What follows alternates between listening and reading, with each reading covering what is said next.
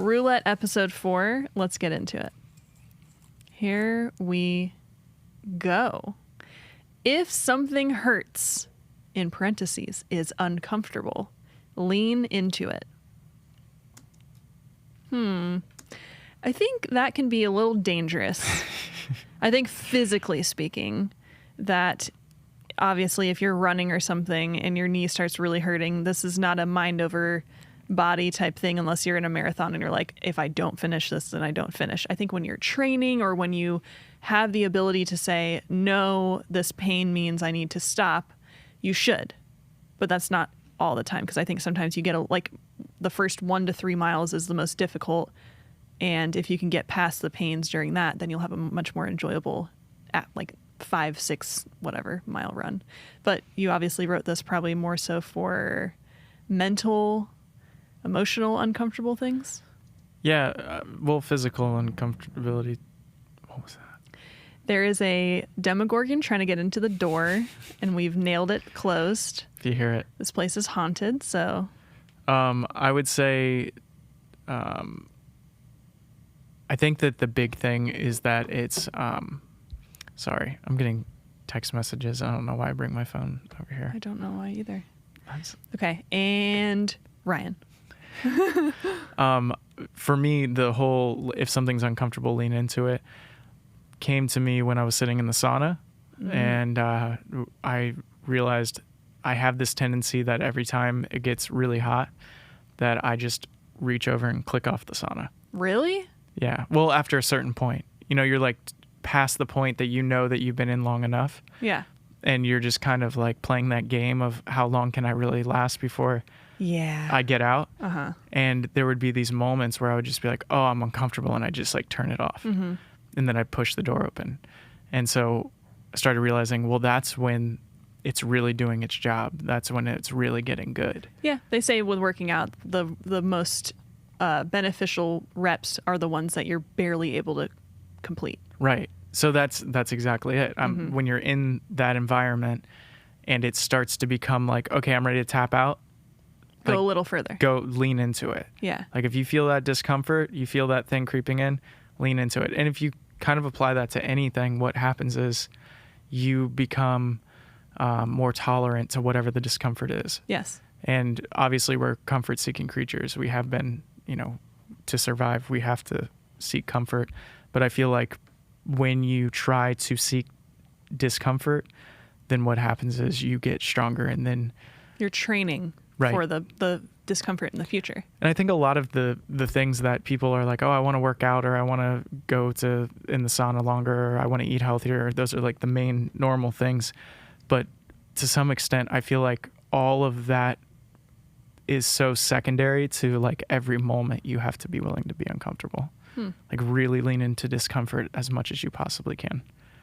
Like throughout the day, if you're feeling really comfortable, you probably should get up and take a walk. You should probably do something to put yourself out of that the forever state. Comfort. Yeah. Do you want to know my favorite way of doing that Yes. I just recently started enjoying again? What is it? So I brought a yoga mat out into the yard, and I laid in the backyard, and I looked up, and I could see beautiful blue sky with some clouds coming by, a couple of trees above me, but not, I'm not afraid something's going to drop on me, so I could be very comfortable, very serene. And so I started doing some breathing exercises, which is just you breathe in really, really big. Like I wasn't trying to do the crazy, like over oxygenate your body kind of thing. I wasn't like hyperventilating. I was just doing really big breath and out. And I was like, ooh, I'm very at peace right now. I'm very like tranquil, but I could do something that makes me uncomfortable and challenge myself. So I'm like, I'm going to try holding my breath. We just watched that octopus documentary. I was like, that guy can hold his breath for 5 minutes probably, like over that. There's people who can hold their breath for so long. And I was like, what if this just becomes a thing that I start training myself to do? It'd be really fun to that's a skill. It's like learning how to dance, learning how to do whatever. You just practice every day. So I'm like, you know what? We'll see what I can do. So I started breathing in. And then I was like, all right, I'm going to hold my breath. And what you realize is when you're in a very calming place, there was like breeze coming by. I could hear birds. It was easier for me to focus on those things and to focus on staying calm. And that's usually what they say is if you're underwater and you see a shark or something, your heart rate will start, but the point is you have to try to remain calm. And so for me, that's also coming into other places in life. I want to be the person that when something happens and my heart rate starts going, that I can calm myself down. And so this is kind of a practice in doing that and holding your breath.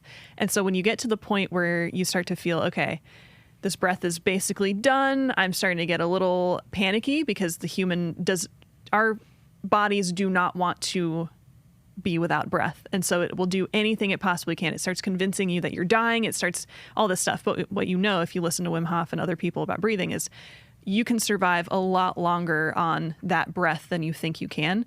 And so this idea of pushing further past it is so crazy, because you sit there and I started to literally every single part of me just like tensed up, and it felt like I was drowning on air, but it was so fun. It was so exciting to be out there in this peaceful environment. And I was imagining like the neighbors hearing me like literally about to explode. And then you breathe out the rest of that breath and breathe in as hard as you can. And it's just like the most relieving feeling to finally get that breath in.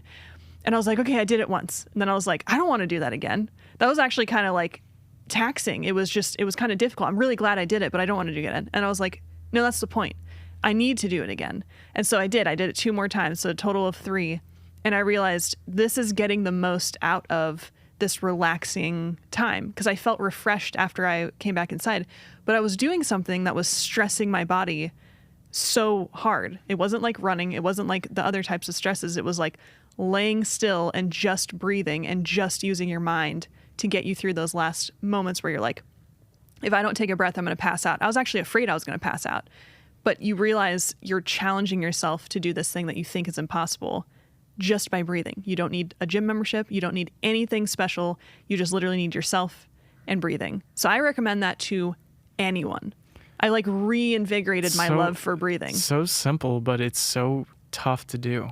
It's so tough to get yourself to do it. You know that it's going to make you feel better. Yeah. And I think that I mean, this is perfect for that rule, because what it says is you're only going to get so high unless you are willing to go a little bit lower. Like part of leaning into the discomfort is that you have to go, the lower you go, the more uncomfortable you feel, the more comfortable you can feel later. Yeah.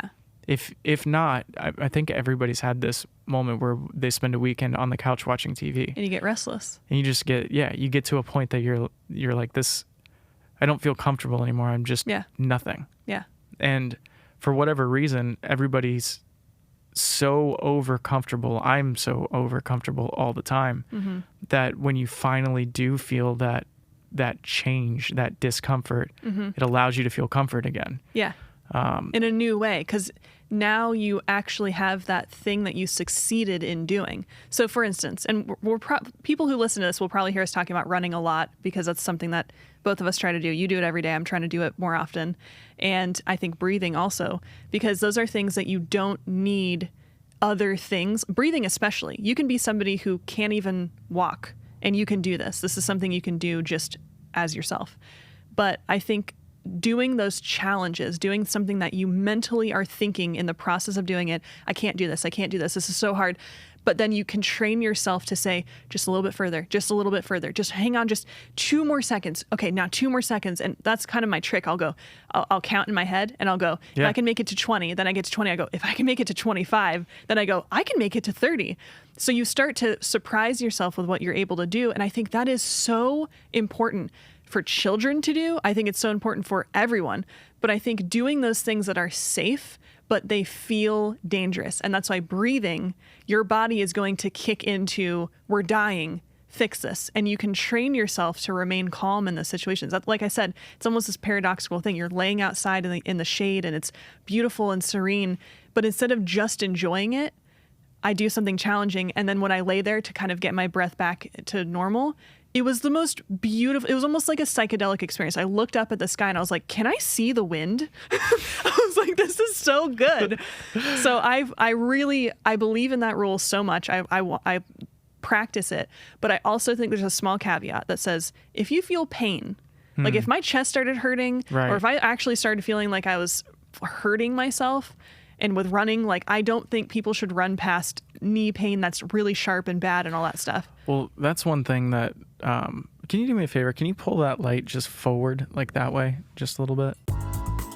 And I think that there's other things too. It's not just physical exertion. It's kind of my point, is that it's also, you can do that with things like wearing something that you're not comfortable in. Yeah. Tim Ferriss, I think it was, he grew like this weird goatee looking thing. Oh, yeah. I And remember he the said story. he did it just because he wanted to feel uncomfortable. Yeah. Like, Well, that's probably something a very attractive person would have to say, is getting a weird thing on your face so that you feel weird. it is good though. I mean, even like hairstyle, or I've now been with facial hair and long hair for a while. Yeah. And when I first started doing it, I didn't really know why, other than the fact that I couldn't go out and get a haircut. And then it's one of those things that you start doing and you just get used to, and you tell me like you don't care whether I'm doing it or not, and encourage me in some ways. But I think that any of those kinds of uncomfortable feelings, now I'm less concerned with the like superficial things. But I also think it works with conversations or things like that, where we often say you can become a better arguer, if that's like the word you want to put to it. But basically those confrontational or uncomfortable conversations that a lot of people don't do, they would rather not do. So people bottle things up or push things down, or just they're not honest. And maybe that's what it is. A better way to have difficult, honest conversations is when it starts to get very uncomfortable, don't chicken out. Don't just cover everything up and, oh, no, it's okay. Really feel that discomfort, especially in yourself, because I'm sure both parties are feeling that. But I think when you start to feel it, lean into it, feel it, and then start asking yourself, okay, I'm feeling this way for a reason. And maybe it just has to do with, this is how I normally feel when confrontation happens. It doesn't mean you were wrong for making me feel this way, or there's something else. It's just, I think, paying attention to those things and not shying away from something that is scary or uncomfortable or difficult can lead you to better understanding and kind of greener pastures at the end of that. Well, I had a thing a few years ago where I'd have to go into these meetings occasionally where I'm a pretty confrontational person as it is. Like, I don't really have a problem with a angry conversation or a tough conversation, but no matter how confrontational you are, I think that you always kind of get that little bit of that like sick feeling in your stomach when you know you have to go in and talk to somebody about their future at the job or whatever it is, or you have to reprimand somebody. So I remember a few years ago just being like, this feeling that I have about doing it isn't going away because I didn't do it. You know? Yes. And so if anything, it's becoming a bigger and bigger feeling because you're not training it and telling it how to treat you. I almost look at it as this animal. It's like, if you just keep saying like, no, he can't come out. No. It's going to take over. It's going to take over one day. Right. And so at some point I just realized, if you just swallow that feeling and just lean into it essentially and go into the meeting, get in there as soon as possible, do what needs to be done as soon as possible, then your life becomes way less difficult. It becomes way less complicated. And B, you become more tolerant to those kinds of conversations. And that's one thing that I do believe that, like, just get the difficult things done with. Lean into the difficulties, lean into the uncomfortability. So that's a rule that I definitely try to exercise all the time. And what is that one thing where it's like the difficult things in life, it's not like it's making your life easier, or I'm going to completely butcher this, but it's basically saying that difficulties in life, they make you stronger so that your tolerance for difficult things goes up. So you can stand to have bad things happen and not lose your head because you've kind of done it. And that's why I think people who are very disciplined and things like that, I mean, it's not true for everyone, but I think a lot of people who do practice those things have practiced their mind being able to switch into a more beneficial thought process versus just saying this terrible thing is happening and then just let their mind run everywhere. Like, I'm actually kind of afraid of that in myself, like because how you react when a tragedy happens, you cannot really prepare for it. And you don't really know what you're made of and who you are until you find yourself in a situation like that.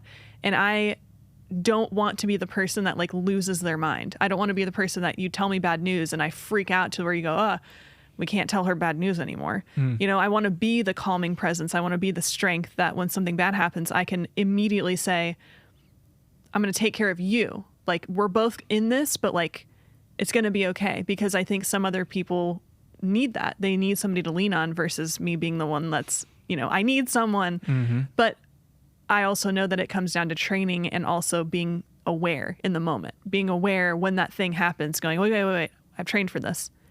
I can figure this out, remain calm. And I think, again, breathing really, really helps train with that. I agree. And it's funny because you brought up the whole running thing and not letting yourself get too injured. And that's one thing that I am worried about, like with running so much that my legs start to hurt, my knees start to hurt. But the running for me, like doing that isn't necessarily about the physical aspect of it. It's about what it does for me mentally and emotionally. So I've been trying to figure out, is there a lower impact thing that I could do that would give me a similar result that wouldn't necessarily require me to potentially hurt my legs and my knees? And breathing would be one of those things. I was thinking about the heavy bag, like getting back into hitting that, but that's pretty, I mean, there's a lot of impact that comes with that as well. On your hands. And yeah, I feel like being a musician and you probably don't want to mess up your hands. Yeah, it concerns me a little bit. You can figure it out. There's other stuff. But the breathing could be a good way to kind of supplement the running where I don't have to do it every day. I can do like some intense breathing exercises. So. If anything, if you gave me do breathing exercises or go for a run, I would probably pick going for a run because of how difficult the breathing exercise is. But while you're doing it, it's one of those things that you go, okay, I know that this is good for me. I know. I mean, people shallow breathe all day long. Like, if anything, if you don't do the holding your breath thing, just still do some deep breaths. You know, like spend a couple minutes doing it, just in and out, close your eyes and just have that moment. And if you want to take it to the next step, then do the holding your breath. But it is difficult. I'm not saying it's fun, but it's good for you. Should we move on? Yeah, I think that rule's pretty simple. It's a good one. It's a good one. It's a real good one. We won't be burning that one. We will not be burning that one. Oh, for those of you who maybe are watching the series of these roulettes, I'm wearing something that we talked about in our previous one. Do you see this, Ryan?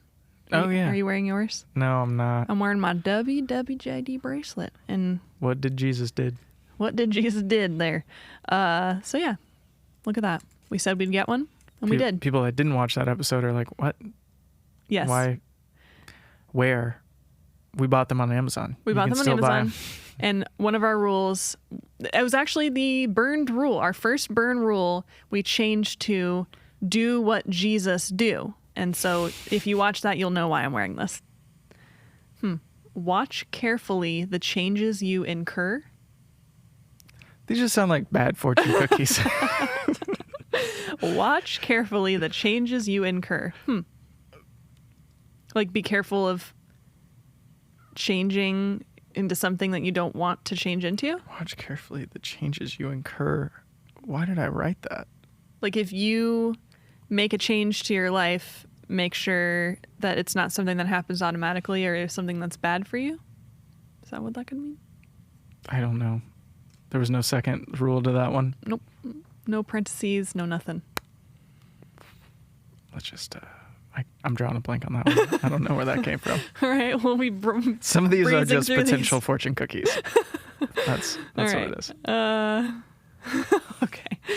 Always find value before critique. Yeah. Okay. This one goes back a little bit. I said this a few years ago to somebody that I was working with, and they were dealing with a lot of critiques inside of their department, and they were critiquing their boss quite a bit. And a lot of the times they were right. They were making these like, well, we need to do it better. It would be better if we did it this way or that way or whatever. And it started to get hurtful because it was so critical all the time. And I remember just being like, look, you need to love before you fight. Find the thing that you guys both value together. Start with the core value, and then you can work out from there. And I think that's the same even in the left and right. Like right now, I hang out with a couple of my friends on Saturdays, and we always have some sort of political debate or discussion or whatever. And one of the things that I try to do is say, okay, what would be the thing that we would both agree on first? What do we both value? Mm-hmm. You can take basically any political thing and turn it. I don't want to use a political example though. I'm trying to think of something that's not political. But you could say, okay, this one's political, but I don't care. Guns. Here's the ideal situation. We don't want anybody killed by guns, right? That's the value. Somebody may say, unless they're bad people. Okay, we don't want any innocent people killed by guns. Yeah. Okay. So we both value human life. We both want to protect human life. And so that's the ideal. So, but we don't also want so many rules and regulations that we're not allowed to do anything or own anything. So we don't want just full police state or regulations, authoritative government, and we also don't want to see people that are innocent die. So can we both agree on that? It's like, yeah, left and right should ultimately agree on that thing. Then we can start to go, okay, now how do we go about doing that? But at least if you start with the value, I think a lot of times people talk past each other because they don't even think that the other side has the same values they do. Yeah. And even back to the first example that I had where it was some friends in the organization. It was like, look, you guys both want this thing to be good. You both want to help people. You both want, there's all the similarities about what you want. Mm-hmm. You're just going about it two different ways. And so at least come back and remember this person's not some sort of devil. They're not some sort of evil person that's trying to like make like life difficult. They're just people that aren't seeing it the same way that you are and how to get to that desired end goal. Well, I think that's where most disagreements happen is in the how. I think most human beings can agree. I think you take two people who are so opposing on seemingly everything, and I think you're going to be able to find quite a list of things that they both agree on because they're both from the same human race. So I think that's a good one, but I also think value can also come into the more specific, as in if you and I are talking, you need to feel like I value you. Like it's not just us finding our common values. It needs to be, if I'm going to critique someone, I need them to know the good things that I think about them. I need them to know that I believe in them, and therefore my critiques are coming from a place of saying, I support you, versus I'm just going to find the things that will tear you down because of issues that I have, because I don't really like you, because of whatever. I think if you can, I look at this word as almost two meanings, like value as in like, what do you value, like a thing, and then also valuing a person as in the emotional side of things. Like I value you, therefore my critiques are coming from a place of I see you in a high light versus a low. I like that. Yeah. Yeah, I think that helps the rule. If I know somebody likes me and I know they like my work, then their critiques mean more to me. But I know if somebody doesn't know anything about what I'm getting critiqued on, or they're saying it just to feel superior, I go, no, thank you, because I can tell you value yourself more than me.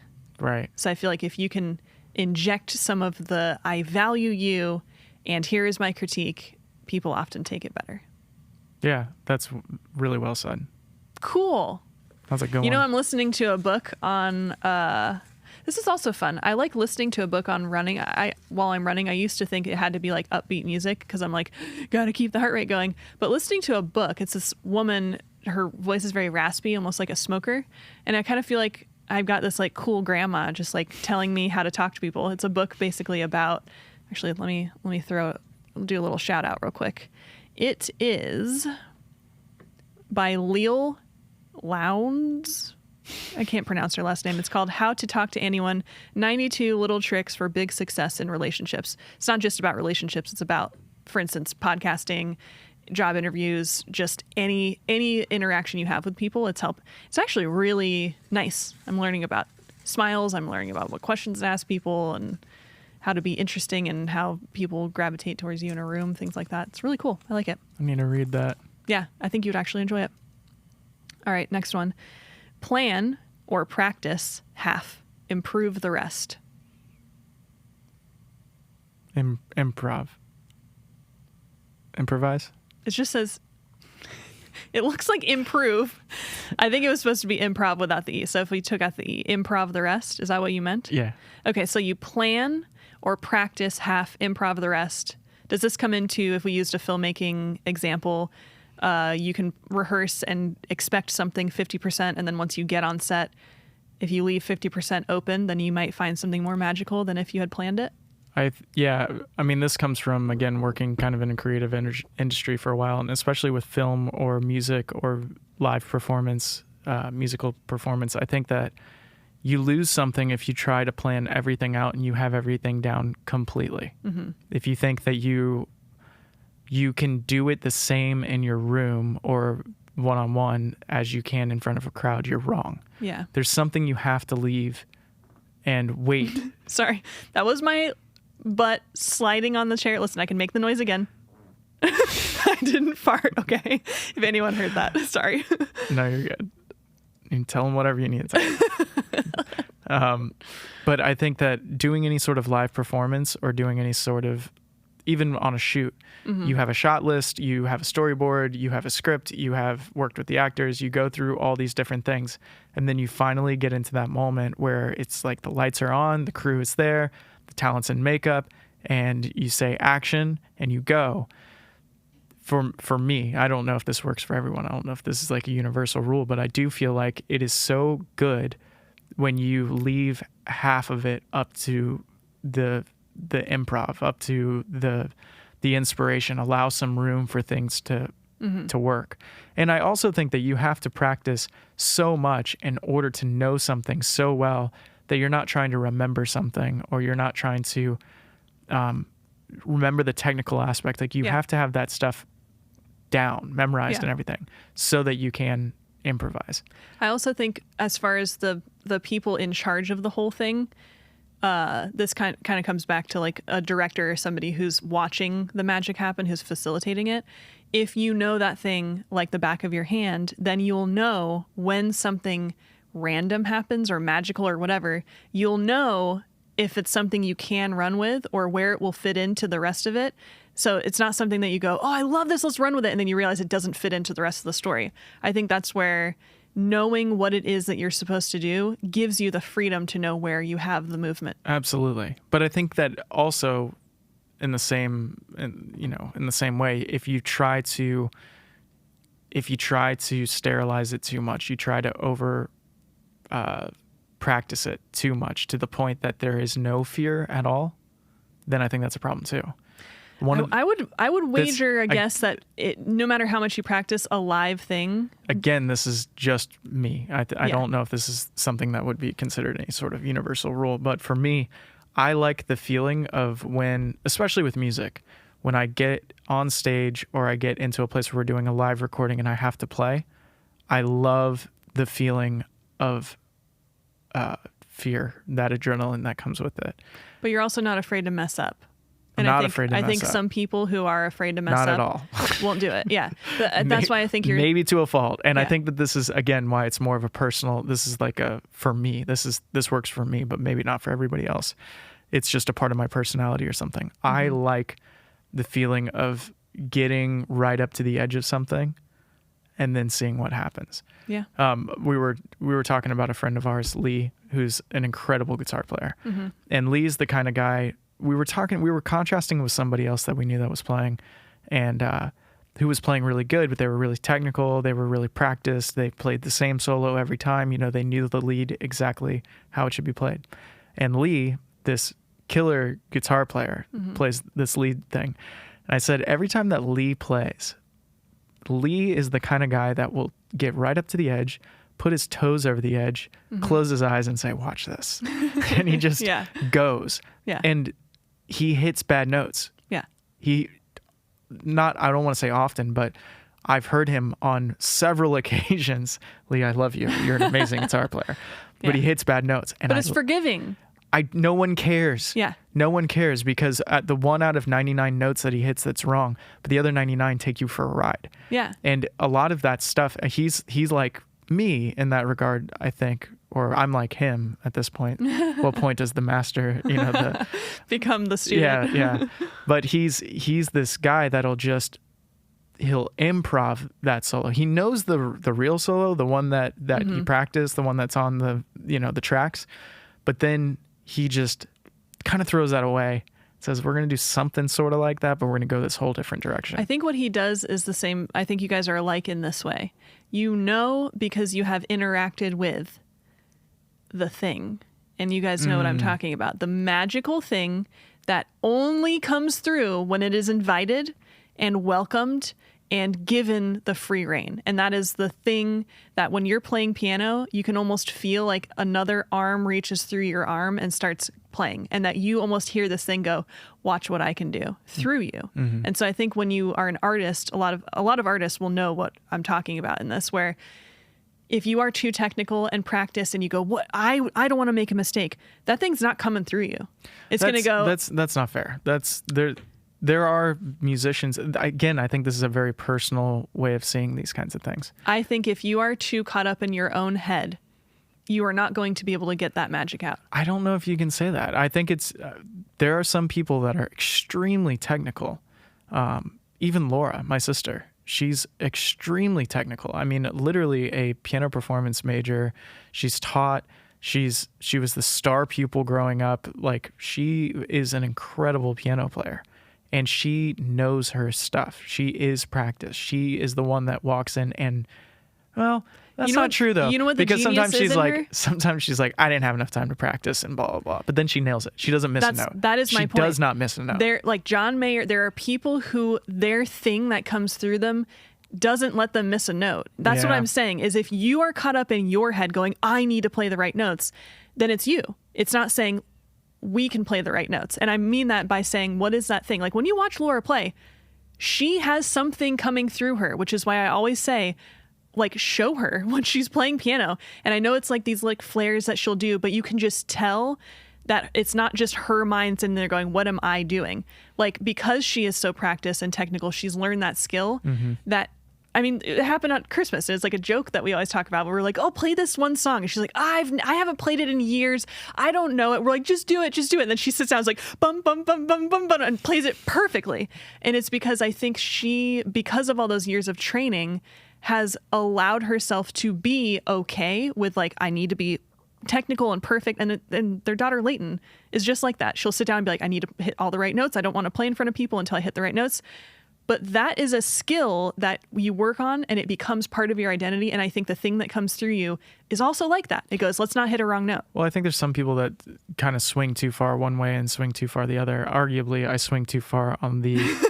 I'm not going to pick up my guitar until it's time to go. Yeah, I swing too far on the, like, let's improv this thing. But you also like it when it works and it's something that you didn't play before. You like that feeling. You like the feeling of something brand new coming out. I love first takes. Yeah. I live for first takes. People that record with me or that have recorded with me in the past know I am all about the first take. Yeah. Like, we get in and we'll have somebody come in that's doing a vocal or doing a guitar or whatever, and they'll run through it for the first time and they'll do something unusual because the pressure's not on. Nobody thinks that I'm going to keep the first take. I love keeping the first take. Yeah. So many good parts, so many good songs. It was like, okay, let's pick it up. Let's turn it on. Check, hit go, record. Okay, we're done. Like for me, I'm like, I'm good. I don't need to do it 100 times. Yeah. That was it. It was perfect. But listen to music that was recorded during the time of, we have a certain amount of tape and we have a certain amount of thing to work with. That's the weird part. But there were great musicians who could nail it on their first take, more so than now where it's like, it's digital, we can just keep redoing it. But there's a lot of people too. There was a lot of artists that, I can't think of any off the top of my head, that would do like hundreds of takes, that like just burning tape. Yeah. Just so many takes over and over again across days to get it exactly right. You know, Charlie Chaplin was that way with his movies. Perfect. They said he was a tyrant on set because he needed it to be perfect. Because, I mean, it was a silent film, so you basically only had what you're doing with your face and your body to like convey the thing. Right. And so that's why I think when it became like talkies, when he started actually talking, people didn't like watching him because it was a different medium. He had to add something that he didn't have before, that he had perfected before, because they said sometimes he would do hundreds and hundreds of takes. I mean, that's kind of insane. It's insane. To know if you're going to work with Charlie Sounds Chaplin, horrible. he's going to be doing hundreds of takes. I would not want to do that. And they would do their own stunts. Like Buster Keaton would do his own stunts. And if you watch that stuff, you go, like a whole entire house, like the front of a house would fall and he'd be standing in the window and like it would fall over him and he would be measured perfectly right where the window. If that went wrong, if he was slightly off, he would be crushed by a falling wall. So I'm just saying, like, these people back in the day, before there was like CGI and things like that, they took big risks. And I think those are the people who put their little toes up to the edge and said, let's see what we can do. Like, I'm going to jump across this building and hopefully I make it. And it was kind of like they knew they had to make it. And if they did, they would be glorified. You wonder how much of that was like, I was out there for 6 weeks ahead of time. I knew the science. I knew exactly that I could make this jump. Like there was no problem. It was completely safe.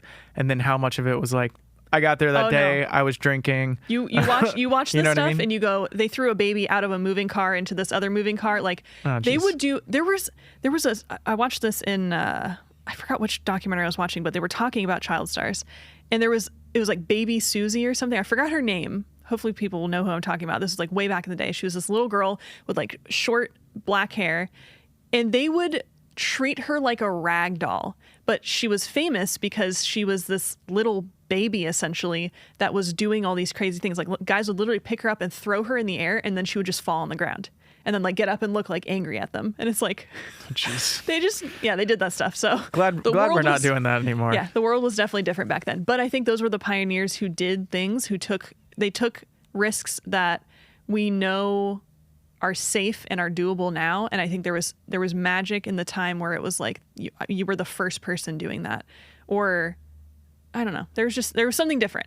I'm not saying it was better or worse necessarily. It was just a different thing would be captured in music and movies and things like that. I think we got off the rule there for a second.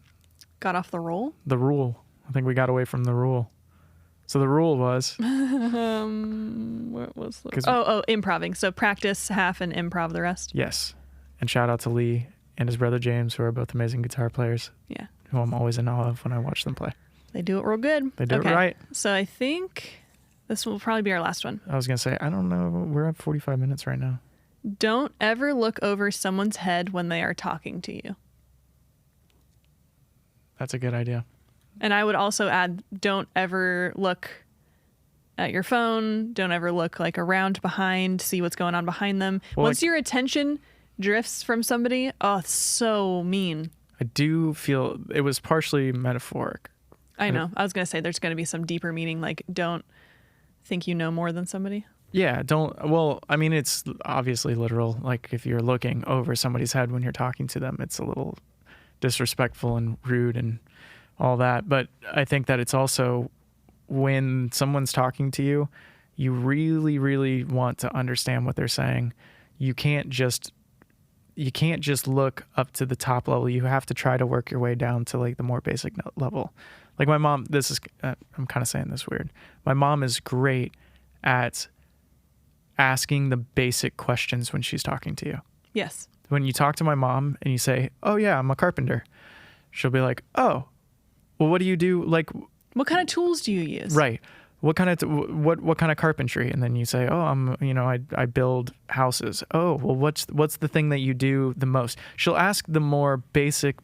She'll go as basic as possible. You know what she also does? Because she actually wants to understand what it is that you're saying, and she wants to understand what it is that you do. Yeah. And she genuinely is curious and interested. She is. And I think that it's so nice. Like if you ever have a conversation with my mom, it's always you're the one talking. She's just asking questions. Right. And you know what else she does is, this is one of those things that I was learning in the book.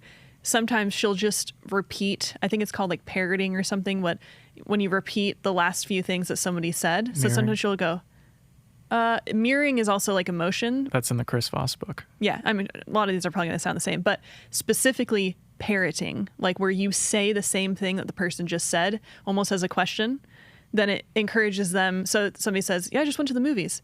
"You went to the movies?" yeah, and I saw this movie and it was blah, blah, blah. And then you like almost remember something interesting that they said throughout the conversation. And then you basically ask that again. Like, so you said there was good music in it? Yeah. And then they sing you a song. Like it's kind of this ability to, if you don't know much about what the person's asking and you want to know more, you can ask all those questions, but then sometimes it's nice to just repeat almost like you are discovering this thing for the first time, because then they can elaborate and you can learn more. That's something else I feel like she does, your mom. How was it written again? Something about don't look over someone's head when they're talking to you. Yeah, don't do that, because then you're not going to understand what they're saying and you look like a douchebag. That's good. That's a pretty good way to say that. And if you don't understand what somebody's saying and you don't understand where they're coming from and you think you do, then you will learn nothing. Yeah, don't and assume. They will hate you. Yeah, don't assume. And don't, I think it's better for somebody to say, can you clarify that? Or I'm not exactly sure, or did I miss something, or whatever, because I think it's always good to be on the same page. Oh, and people are here. All right, goodbye. Bye. Brian, before we get started, Okay. tell me if this is something that could work or something that would make driving much more dangerous. Imagine, you know how when you put two magnets together and they have the force, you know, like sometimes they stick together and then sometimes they oppose each other. Mm-hmm. What if every car had magnetic, almost like bumpers, not bumpers, but like strips all around the parts of the car that would be close to other cars that would repel the magnets on the other cars if they came near you. So for instance, if you're drifting lanes on the highway, then it would automatically be like, whoom, and just like make sure that you don't hit them because you actually couldn't hit them. Is that a thing? Could that be a thing? It could be a thing. Like, would it work, or would some cars have like the wrong magnetic edge and like suck to you? I don't think they'd have the wrong magnetic edge and suck to you, but I think that it would ruin all the credit cards. Why would it ruin all the credit cards? Just because, like... Then maybe credit card function, like they need to do something different with credit cards. Because I think when you're driving, and if you had a magnet that would repel you from hitting another car, like if you get too close, literally it's the hand of God keeping you from hitting the other car. Mm-hmm. Isn't that safer? Isn't that better?